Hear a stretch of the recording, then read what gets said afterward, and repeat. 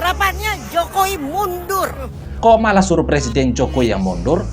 Kalau mau begitu, sekalian saja ketika kalian hamil, salahkan Presiden supaya kalian puas. Kalau Presiden Jokowi bisa mengintervensi DPR dan meloloskan RUU, kenapa RUU perampasan aset tidak bisa diloloskan Pak Jokowi kalau dia bisa mengintervensi DPR dan juga partai politik?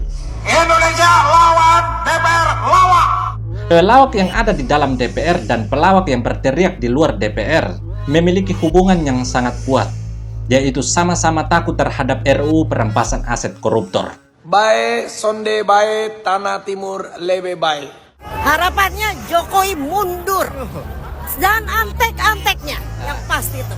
Dan kembali ke Undang-Undang Dasar 45 yang ada yang asli. Harapannya negara tentram, aman, lapangan kerja dapat diatasi ya, pengangguran nggak nganggur-nganggur banget, harga-harga pokok mama kita udah menjerit semuanya, pokoknya negeri harus tentram, damai semuanya, gitu loh, aman. Jangan sampai ada politik dinasti atau anak-anaknya yang merajai negeri ini. Ini kayak gini kan negara udah kacau. Kacau banget ini. Bukan kacau-kacau, selama Jokowi hancur semua. Iya. Untuk mak-mak yang turun demo RUU Pilkada terus bilang negara ini sudah kacau, beta mau sampaikan bahwa bukan negara ini yang kacau, tapi otak kalian yang kacau. Kenapa beta bilang begitu? Karena bagaimana bisa kalian ingin agar negara ini tentram, tapi kalian sendiri yang bikin kacau di jalan.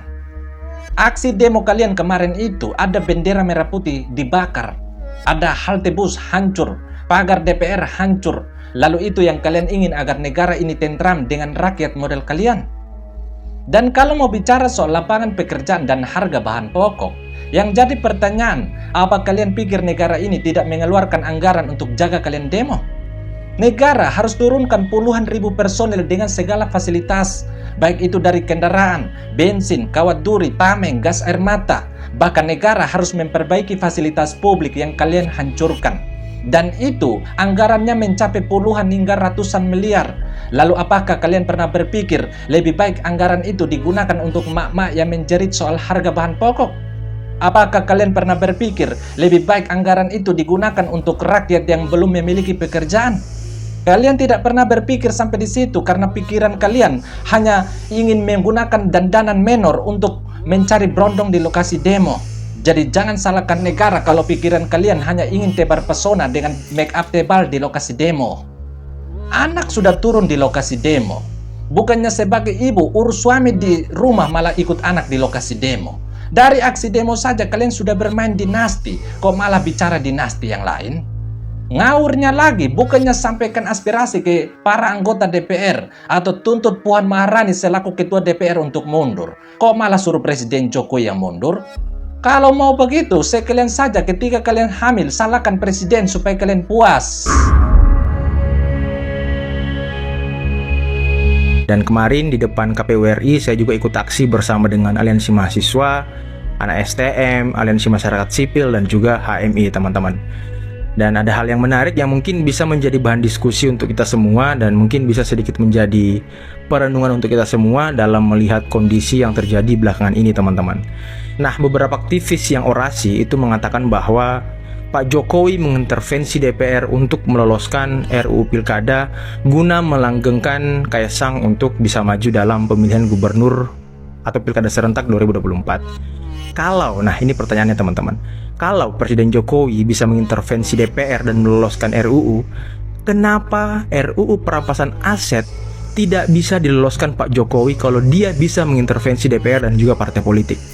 Ini yang menjadi pertanyaan besar saya, karena ya nggak masuk akal aja teman-teman kalau Pak Jokowi dikatakan sepowerful itu bisa mengintervensi sampai ke DPR. Kenapa RUU yang penting seperti perampasan aset yang beliau juga berkali-kali berpidato memohon agar RUU perampasan aset ini disahkan, tidak disahkan sampai saat ini? Saya bilang Indonesia, kita bilang lawan. Kalau saya bilang DPR, lawak. Oke?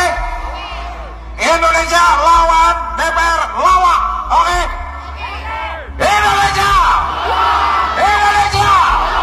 Indonesia! DPR! DPR! DPR! Terima kasih. Wassalamualaikum warahmatullahi wabarakatuh. Indonesia lawan, DPR lawak. Jujur, ketika mendengar kalimat barusan, beta sangat lucu. Kenapa lucu? Karena kalau pelawak teriak DPR lawak, itu konsepnya kemana? Beta jadi bayangkan, kemungkinan besar dorang yang ada di dalam DPR kemarin juga pasti teriak kata yang sama untuk para pendemo di luar DPR. Jadi tanpa disadari, aksi demo kemarin diwarnai pelawak dan pelawak saling menghujat. Bukan cuman itu, pelawak yang ada di dalam DPR dan pelawak yang berteriak di luar DPR memiliki hubungan yang sangat kuat, yaitu sama-sama takut terhadap RUU perampasan aset koruptor. Pelawak yang ada di dalam DPR takut sahkan RUU perampasan aset koruptor, sedangkan pelawak yang berteriak di luar DPR takut menuntut sahkan RUU perampasan aset koruptor. Jadi baik yang ada di dalam DPR dan yang di luar DPR kemarin adalah the real pelawak. Bahkan kalau menghubungkan dengan teriakan Indonesia lawan, maka kita bisa bilang bahwa kedua pelawak ini memiliki hubungan yang sama juga, yaitu sama-sama ingin melawan negara. Pelawak yang ada di dalam DPR melakukan rapat untuk melawan MK, sedangkan pelawak yang di luar DPR berteriak melawan Indonesia.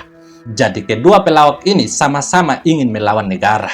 Maka kalau boleh kutip pernyataan dari Abang Abdur, pada aksi demo kemarin, pelawak yang ada di dalam DPR dan pelawak yang ada di luar DPR sama-sama tolol.